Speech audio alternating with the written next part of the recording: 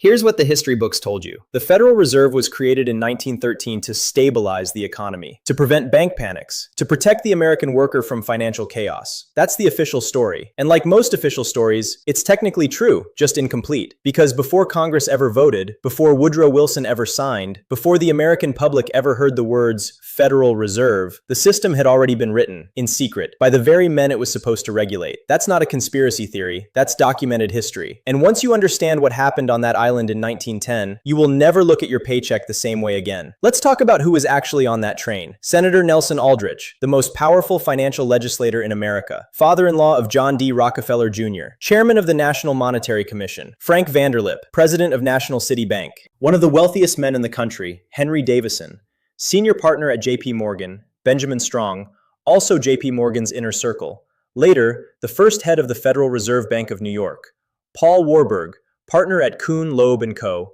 a German banker who had just arrived in America and who already had a very clear picture of what America's banking system should look like. These weren't regulators. These weren't public servants. These were the men who owned American banking, and they were boarding a private train, in secret, to write a law that would govern themselves. Think about that for a moment. The train took them south, to the coast of Georgia, to a private hunting club on a barrier island, Jekyll Island, owned by, you guessed it, J.P. Morgan and Associates. For 9 days, these men locked themselves away. No staff who could recognize them, no press, no public record. Frank Vanderlip wrote about it decades later. He said, and this is his own admission, they were so careful about secrecy that they didn't even use each other's last names, first names only, or code names. Why? Vanderlip was direct about it.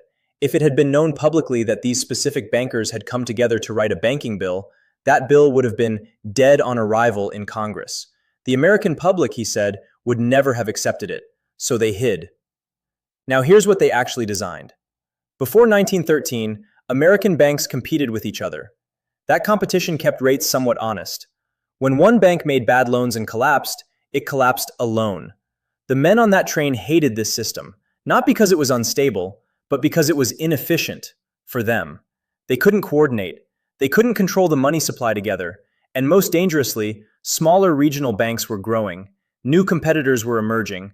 Their dominance was under threat. What they needed was a system that looked like a government institution, but operated like a private cartel.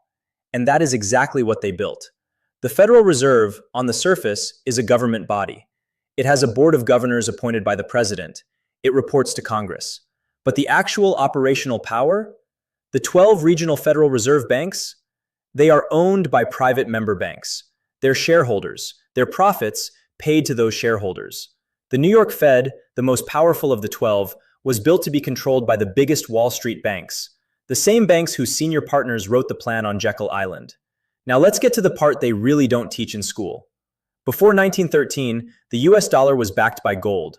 A dollar represented something real, something finite, something they couldn't just manufacture. After 1913, a new mechanism was in place. The Federal Reserve could now create money. Not print it exactly, but create it, expand it, loan it into existence. Every dollar created this way enters the economy as debt, with interest attached. So here's the quiet math they never explain. The total money supply can never actually pay off the total debt because the interest was never created. Only the principal was issued. The interest has to come from somewhere. It comes from new debt, which creates more interest, which requires more debt. It's a machine. It was designed to run forever. And it was designed so that someone always has to be in debt. That someone is you. Here's where it gets almost elegant in its deception. The Jekyll Island document was called the Aldrich Plan, named after Senator Aldrich, the Rockefeller ally who led the group. And when it was presented to Congress, it failed. The public was suspicious. Democrats called it a banker's bill. It was rejected. So what happened? The same plan, virtually identical in structure, was repackaged, renamed, given the language of public oversight, presented as a reform measure, this time pushed by Democrats, opposed by the very bankers who wrote it, publicly, loudly, visibly. It was theater. Warburg, Davison, Vanderlip, they testified against it. Newspapers ran stories about Wall Street's opposition to the new bill. And Congress passed it. Because if the big bankers were against it, it must be good for the people. Woodrow Wilson signed it on December 23, 1913, 2 days before Christmas. when Congress was already half empty. Benjamin Strong, J.P. Morgan's man from the Jekyll Island meeting, became the first head of the New York Federal Reserve. The men who wrote the law became the men who ran it. Now zoom out, 1913 to today. In 1913, $1 had the purchasing power of roughly $30 today. That dollar, your grandfather's dollar, has lost 97% of its value under the management of the institution created to protect it. Every inflationary period, every bailout, every quantitative easing program, the wealth didn't disappear, it transferred. That's the part that matters. When money loses value, the people holding assets are protected. Real estate, stocks, gold, things that rise with inflation. The people holding cash and wages, they lose. The people who designed this system in 1910 understood exactly how this worked, because they were already on the asset side. They built a machine that slowly, invisibly, legally extracts value from the working population and concentrates it upward, every decade, every generation, without interruption. You might be wondering, why hasn't anyone dismantled this?